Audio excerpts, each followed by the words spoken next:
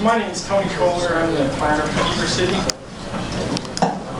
do have some farmers that need to be out of here by 8:15, so I will keep it short.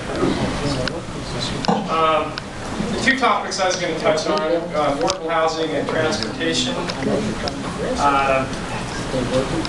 Since we're on the topic of affordable housing, I'm going to skip over my first slide. Not a whole lot of thought you have to put in, but what I've done is I've just listed some of the developments that may or may not be affordable.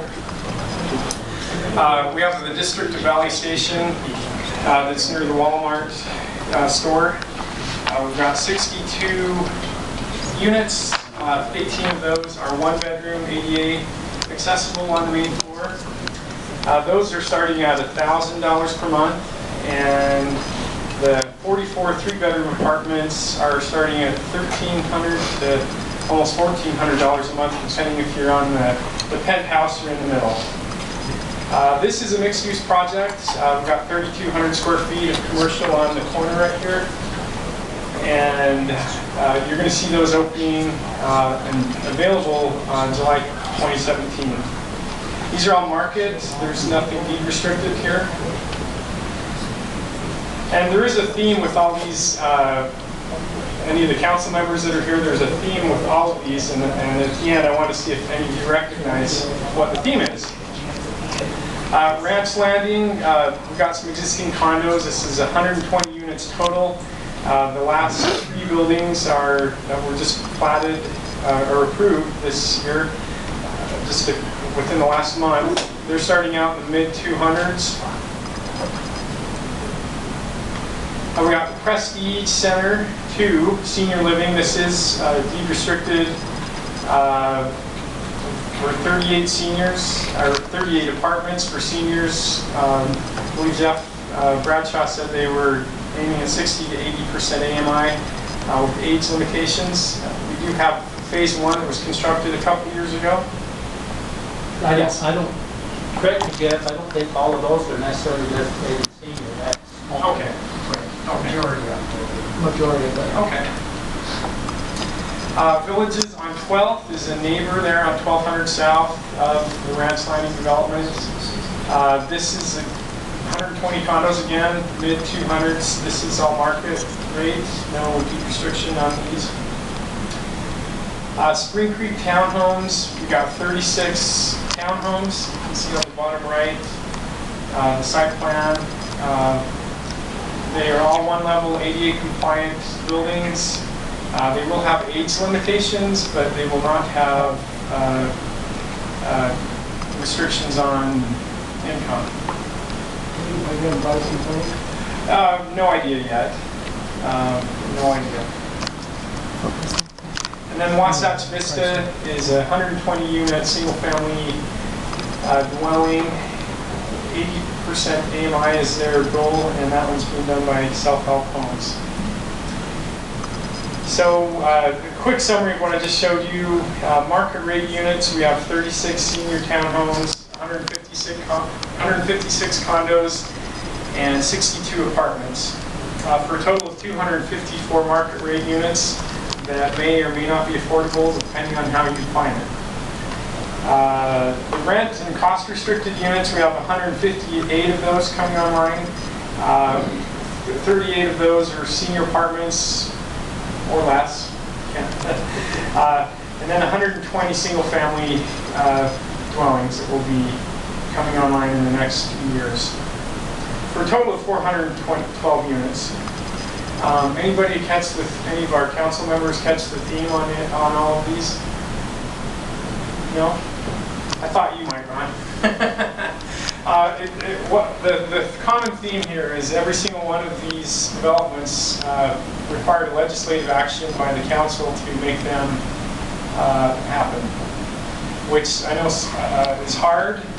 The community isn't always excited to see affordable housing or even targeted senior housing go, and so they're very difficult decisions for you to make, but without the council's difficult decisions, a lot of these developments wouldn't be able to happen.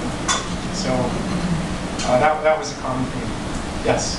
I want to compliment you on the senior housing. that's something that we're lacking. So. Yeah, thank you. You know, and that's that. You know, we have a couple of them that were, at least one of the. I know the townhomes is very controversial because it's kind of on the periphery of town, but it's one of the major objectives in our housing plan is targeted housing for seniors, the disabled, as well as affordable. And yes, Ron. Well, I think a big plus is they're located by our senior citizen center, the library, and our new hospital, and our hospitals.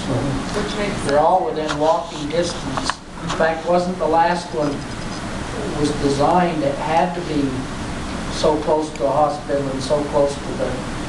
Yeah, absolutely. On this particular, in the Prestige, it took a rezone of the property. It took a change to the text of the zoning ordinance, increasing the density from 12 units per acre, and on the senior part, it was 20 or 30 units per acre that was units per acre that was allowed on the senior part. So it was, you know, some significant changes, but yeah, we wanted those units to be near those facilities. So, and for whatever reason, that's becoming more and more important. yes, You're way off. I'm going to guess that you just mentioned the common theme being legislative action, which I'm going to guess was increasing density. yeah, a lot of zone changes, minor and sometimes major adjustments to the regulatory text in the zoning ordinance. Yeah. Well, I look at this and it strikes me that this is affordable housing by, you know, what we would consider in Park City. This is affordable housing. And in order to let the free market build these in an affordable range, you've had to grant additional density because that's how the free market does it. If they can build enough in a small enough zone with a small enough land cost, you can get it in an affordable range. I don't know how long you can continue to do that. Right. But don't spread the word in Park City that these are over here. Leave them alone. What's too late? Rick brought this in right there. You know, I think as we've talked tonight, I think one of the lessons that I think I would promote is I don't think there's any one answer. I don't think deed restriction is the answer alone. I don't think a fee in lieu is the answer alone. I don't think changing the zoning ordinance alone is going to work.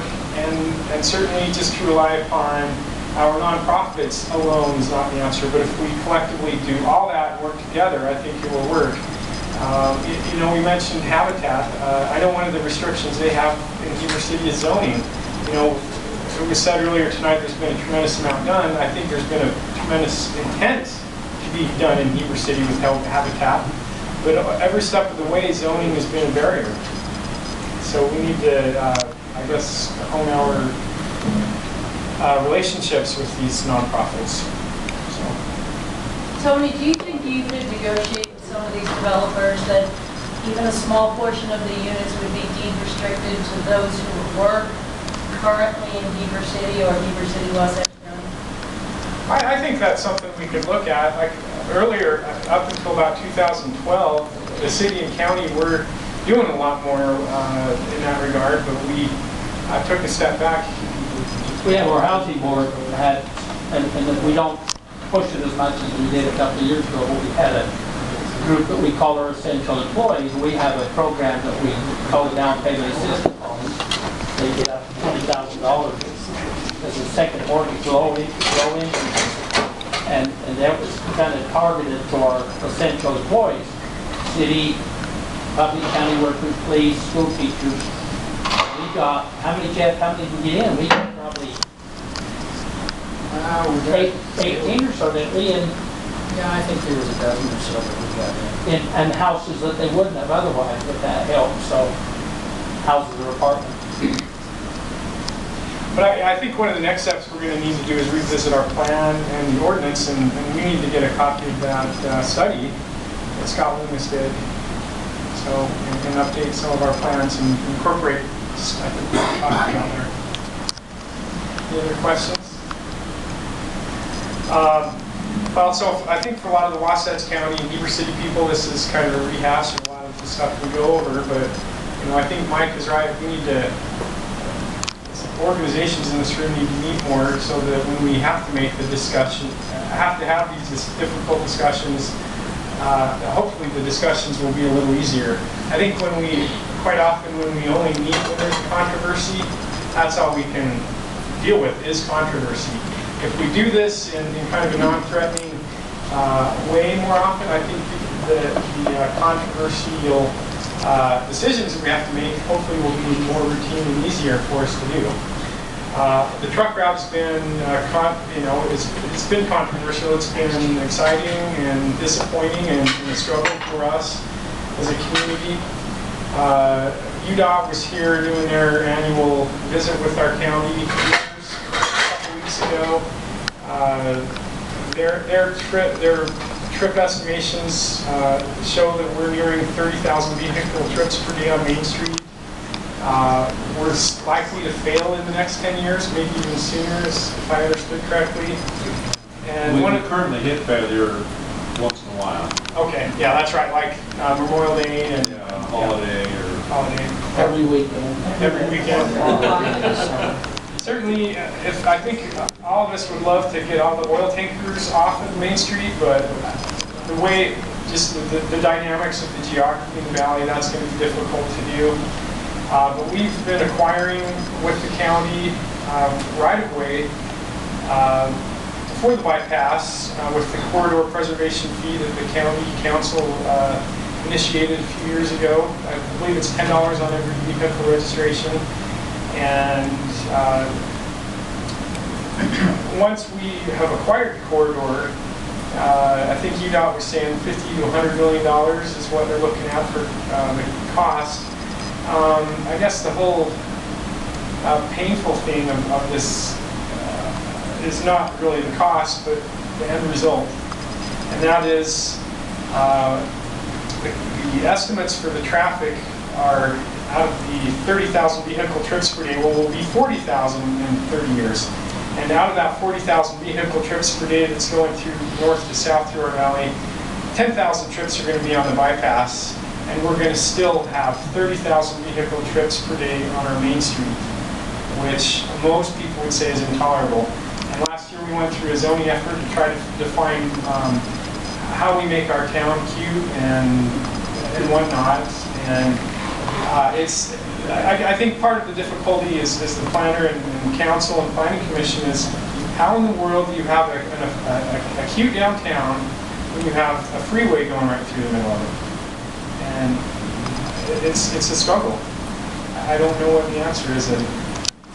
You know, there's another community that's very similar to Heber. It's Sandpoint, Idaho, and they did a bypass, and they completed it 4 or 5 years ago. And I would suggest or invite you to talk to them about what their estimates were and how many cars were diverted. My understanding is they are very pleased with the result, with the end result, and it has transformed their downtown, which was a very cute downtown, had logging trucks going through it all the time. They're not oil tankers, but they're, you know, similar big logging trucks, huge vehicles, and it was very disruptive to the experience on their Main Street, and the bypasses address that. Yeah, thank you. I wasn't aware of Sandpoint's issues there. I'll look into that. The problem with that, we're being told, if I'm correct, I mean, we can't, UDOT won't force them to use the bypass, and because it's a longer route, they may not necessarily bypass us. What I guess I'm seeing at least is that the study was done quite a few years ago, but quite a percent are coming from Park City to Provo. And they would probably use the bypass as it left 40 and comes on to 189. So that's a big chunk that I hope we can finish quite soon and at least bypass that. I don't know about looping on around to 40 for those big trucks, whether it's going to work or not. We might look at repurposing your Main Street and making it less attractive to those commercial vehicles. I mentioned the speed bumps. 5 mile an hour. Well, Problem, it's a state road. So I believe Grand Junction had an issue similar to this, and they actually took their Main Street, added turns to it, added trees, made it made it feel uncomfortable for cars to go fast. There's still parking in But areas. UDOT owns our main street. Well- It's a state road. Yeah, but I don't know if there's a way to work with that, but they did make it unattractive for people to drive through at high speeds, and so people stopped driving on it because it was too slow. Ask them if you can add in another 10 But when we get a stoplights. bypass, we certainly got to look at those, this incentives to use. Nobody, the downtown business is dying because nobody dares get out of their, open their door to go in the business almost. You know, it's almost that bad. Any other comments or thoughts? Okay, that's all I had, so if you have a field to go water, you can go do it. Tony, this may be better addressed with the mayor if I could just Sure. introduce a topic here. I guess it's because my key assignment from the mayor, the citizenry to some extent, is our airport. And I keep beating the drum, but I don't know if there's an appetite for Park City, maybe Summit County, but especially Park City, to look at some kind of a per car or per trip out of Heber, per limousine, whatever. I'd like to at least see when your traffic coming with your, especially your higher income people, go to Salt Lake to the airport or over to Heber. But we're getting a lot of pressure from the FAA to expand it. $35–40 million airport is going to impact our city budget tremendously for air traffic, which is largely Park City traffic. And so I don't know if it's with the mayor or with who or whatever. I think I'd like to visit with somebody to see what help we might be able to get from those that are using our airport. We can't raise the landing fees too much. I mean, the FAA controls all that. But we see a lot of limousines picking up folks and taking them over to Sundance Festival, just as an example, not, you know, a lot of other things, political events and whatnot. I think it's just promontory in the county. They're affected. We've got some red ledge folks. I realize it's not just Park City, but anyway, I don't know if anyone wants to get a hold of me and talk about that. On city council and airport board, it's a big issue for us. What can I include tonight? It looks like to me a lot of the same issues are everybody's like the same boat. Transportation really is a major one. And I think we're all struggling with affordable housing. There's been some great comments tonight, at least on the city part, what other people have done in your cities and communities that can help us kind of move our boat along quicker and maybe solve some of the issues. It's been a very profitable evening, I think, for all of us. Thank you for coming, spending your time. Hope you go back to your councils and y'all can sit back and think, what we learned from the meeting, what we do together as a meeting, and then come back next time and maybe solve some of these issues. So thanks for coming and hope you enjoyed your facilities. Let me just add one thing. I just well, maybe two things. You know, the growth that we look at and expect in our counties and our cities. You know, getting back to my point. Why we come together in cities and communities is so that we can have that infrastructure, those amenities. And so when we consider growth and more residential, we absolutely have to consider how do we deal with the infrastructure, where the schools, the shops, and all of that. When I think about 8,000 potential new residents in the Jordan-L district, I think about where do they go for, you know, the groceries and their medical supplies and et cetera, et cetera, et cetera. So, you know, there's a whole structure that makes a town, that makes a city, that makes a place work. And it's, you know, it's being able to provide those services. And the second thing I wanted to say is thank you, Wasatch County, for supporting Bonanza Flat. We very much appreciate that. And thank you for this opportunity to engage. I don't know when we're going to get together again, but if it's after January, then I'll say goodbye. If it's before that, then we'll see you soon.